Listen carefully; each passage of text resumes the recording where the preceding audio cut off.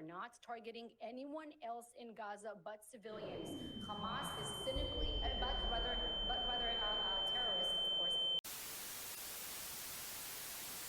So, in the bombing campaign that Israel has been engaging in Gaza, it seems that a handful of reporters have accidentally, somehow, possibly, maybe, might have gotten the bomb treatment as if they were a local Gazan. Let's go take like a really, let's see, 2 strikes. Let's go take a really quick look at this report from Democracy Now!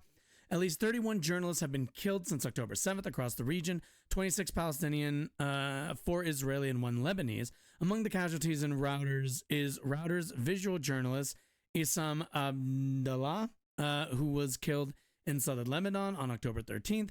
A preliminary investigation by Reporters Without Borders found Abdallah and the groups of journalists he was with were, quote, targeted by Israeli forces. RSF said, 2 strikes in the same place in such a short space of time, just over 30 seconds, from the same direction, clearly indicate precise targeting. Let's take a look. What do we have here? Democracynow.org. I'm Amy Goodman. On Friday, an Israeli artillery strike reportedly landed among a group of international journalists covering clashes near Lebanon's border with Israel, killing 37-year-old Reuters videographer Issam Abdallah, who was part of a Reuters crew providing a live video signal. 6 others were injured in the... Now, Israel might say, look, we're in a war zone. Casualties just happen. This sort of stuff happens. Why, if there are 31 journalists, if that number is to be believed, and I think it's a problem when like anything above like 5 journalists or something, like there's not a real huge excuse for this kind of irresponsible bombing and war making, I guess. And you kind of, that begs the question, what is the motivation for this? And I don't think it's far off to say, Israel made a commitment to shut off electricity, shut off internet access, shut off any ability for people to communicate outside of Gaza over last weekend. And it doesn't surprise me that a few journalists whose job it is to get on the ground, get information out, ended up just finding themselves in the crossfire. You can call that conspiratorial. I don't really care all that much, but it certainly isn't the most, I'm not about to sit here and pretend that that's, unheard of or that that's like shocking or anything. Strike, including reporters for AFP, that's Agence France Presse, and Al Jazeera.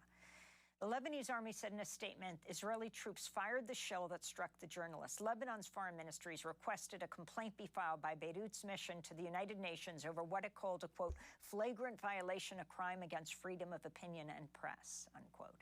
The Israel Defense Forces say the incident is being looked into. It's being looked into. It's, quote, urgently seeking more information, working with authorities in the region, support.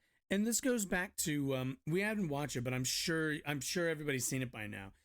Are the warning messages sent to Palestinians in the area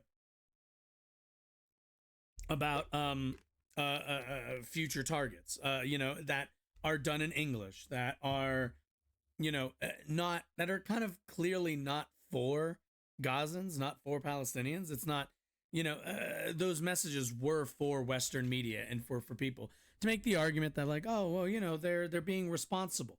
But this kind of stuff flies in the face of this, of this narrative that the IDF is engaging in, precise targeted strikes. They're just not. They're just like raising the entire region. Like that's all that we're seeing happen.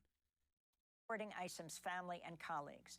Just before the show, just before yet another funeral for Issam, I spoke with one of his closest friends, Lema Alarian. She's an international producer for Vice News based in Beirut, Lebanon. I asked her to describe what happened. Well, Amy, since the bombing of Gaza began, there's been a lot of tensions and flare-ups in the south of Lebanon. Can imagine. Between Israel and different groups there. And he was one of the many journalists who traveled there to cover what was happening. He was in a group, in a press scrum, in a group of journalists who were standing right in front of the Israeli border, clearly marked as press, wearing their jackets, wearing their helmets, and doing just live positions. They weren't embedded with any sort of group. They were just there, to tell the story of what was happening in the South. He even posted a selfie maybe like 30 minutes before the events took place, just showing what was happening. He was wearing his jacket and his helmet, and then, speaking to journalists who were there and also watching the Reuters live feed, which caught the moment they were hit. 2 Israeli strikes. We're not sure what kind of artillery yet hit them. And one of them, unfortunately, killed our friend and beloved journalist Isam and injured 6 other journalists, including Christina Assi, who's still undergoing surgery. And the idea that the United States, that the United States is still sitting idly by, that our government has been just kind of doing this while all of this goes on, while journalists are getting bombed, while countless civilian lives are being lost, our government goes, look, Israel has a right to defend itself. It's offensive when they say, whenever I go on AP and I have to read Israel Hamas war, because this isn't a war. A war you usually need 2 forces for it to, I think, really be defined as a war. And this just isn't. This is just this is just a cleansing of the area. That's all this is. And if I think I said it last stream, if you think 20% of the population is in Gaza, if you think 20% of that population are members of Hamas, then when 20% of the population is gone, is that enough? Is it 50%? Like, it's always the question. Like, we need to keep asking the question: what is the threshold? What is the this is enough, or is that not a what's in question here? Surgery at the moment. And who did they all work for? There were journalists from the AFP, there were journalists from Reuters, there were journalists from Al Jazeera. Al Jazeera had been there for many days doing lives from this very position. Nobody thought that they were unsafe there. I saw somebody who used to call me reckless and say that I'm worried about you, because he was somebody who really valued safety. And he's been to many conflict zones, and he just always put safety of colleagues and himself, even before the story. And so that's why many of his colleagues and his friends think that they were targeted, because there were no like Hezbollah members or any members of armed groups in that area. It was just a group of journalists who were hit. And where did the airstrike come from, and where exactly did it hit? Jesus, I'm not surprised. It came Amy Goodman has that many in the books in the direction background. of Israel, because they were standing right in front of the border. Of course, there's going to be investigations into this, but this is from eyewitnesses who were there, including his colleagues who survived the attack. And are we going to call those witnesses when they say that it was Israel? Are they going to be called anti-Semitic because what? That kind of just seems like the order of the day these days, right? Where it's just, if you accuse Israel of any wrongdoing, you're just anti-Semitic, which is fucking laughable. The Lebanese army has also made a statement saying that it came from the direction of Israel and it was an Israeli strike. The Lebanese prime minister said the same thing, the acting prime minister, Najib Mikati. And when the Israeli officials were asked about this, they, of course, haven't taken any responsibility yet. The Israeli ambassador to the United Nations even was a little bit callous. He says, we're sorry, we'll look into it, but we're in a time of war and things happen. It came, as his colleagues, eyewitnesses, and friends say, it was, and many, many official reports, it came from Israel, but it's very unlikely that there'll be any accountability. Did Isam die immediately? It seems from the videos that were published online, the very grim videos, that he did die immediately. You can hear other colleagues screaming in the background, saying, my legs, I can't feel my legs. My leg. You have, Dylan from the Associated Press. Jesus. Sorry. You have Dylan from AFP who immediately ran to help his colleague. He put a tourniquet over her leg. When the second strike came, he was saying yesterday he wasn't sure if it was the first strike or the second strike. And like, I'm sorry, this this isn't even the first time this has happened. What was homegirl's name from a couple what was it? I think she was Al Jazeera, I believe. Reporter. Yeah, Shireen. Yeah. Yep. Like, this just isn't this isn't anything new. This isn't something that's like unique, or, you know, when they say, oh, there's we're in wartime right now. It's just shit happens. Like, it's just not at all true.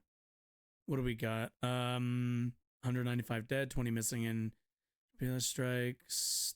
Office of UN High Commissioner for Human Rights as Israel attacks on Gaza's Jabalia refugee camp may be disproportionate attacks that could amount to war crimes. Yeah, no shit. Turkish Palestinian Friendship Hospital, Gaza's only medical facility serving cancer patients, was forced to shut down. Antonio Guterres, spokesman, also says the United Nations chief is appalled by Israel strikes. Let's see. Well, WHO welcomes the evacuation of at least 81 critically ill patients from Gaza to Egypt as the Rafah crossing opens for the first time for civilian crossing 6 October 7th.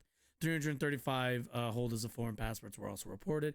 At least 805 Palestinians have been killed in Israeli attacks in Gaza since the 7th. More than 1,400 people have been killed in Israel. And, like, let's remember this. These are not going to be accurate numbers. Joe Biden and his administration did the whole, we don't know if we can really, trust these numbers. No number is going to be accurate for months, possibly up to a year. So, we've got a while until this thing is fully accounted for, till we find out, since they're going to be digging people out of buildings for probably a significant amount of time. That killed Essam.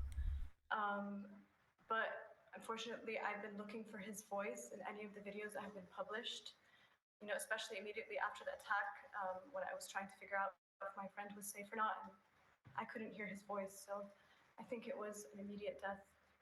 How did you learn? I read on Twitter that a journalist had been injured, and I immediately started to call his friends, and they were all, trying to also find out more information. And I kept calling his phone, and usually during, any big incidents that happen in the country, like the Beirut explosion, he just declines my phone call. But this is the first time that I didn't get like a declined phone call, or him picking up saying, I'm busy, I'm working, but I'm okay. And so I just, unfortunately, I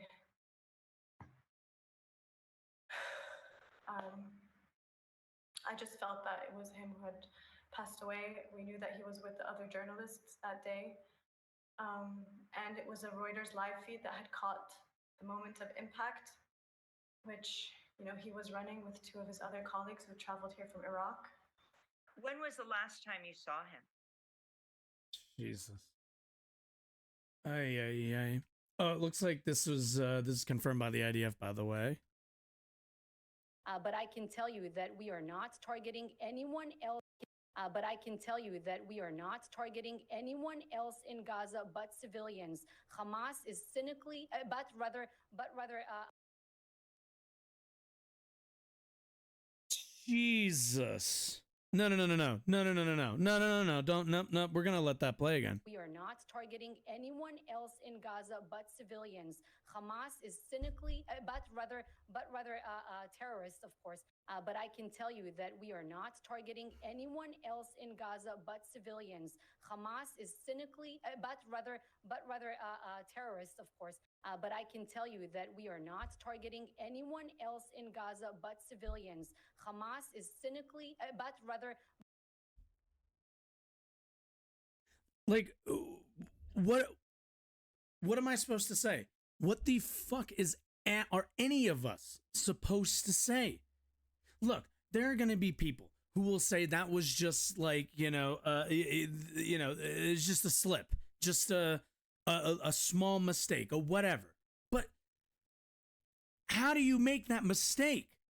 No, really, how the fuck do you not make, how do you fuck that up? How do you just say the thing that we have all been witnessing when your sole job is to go out there and tell us the opposite? I just, it's so obvious at this point. It's so fucking obvious at this point what is going on. And there are going to be people who will see this video and make a million excuses. There's people who will say that I or others who point this out are jumping the gun or whatever. And they know what they're engaging in. This government knows what they are engaging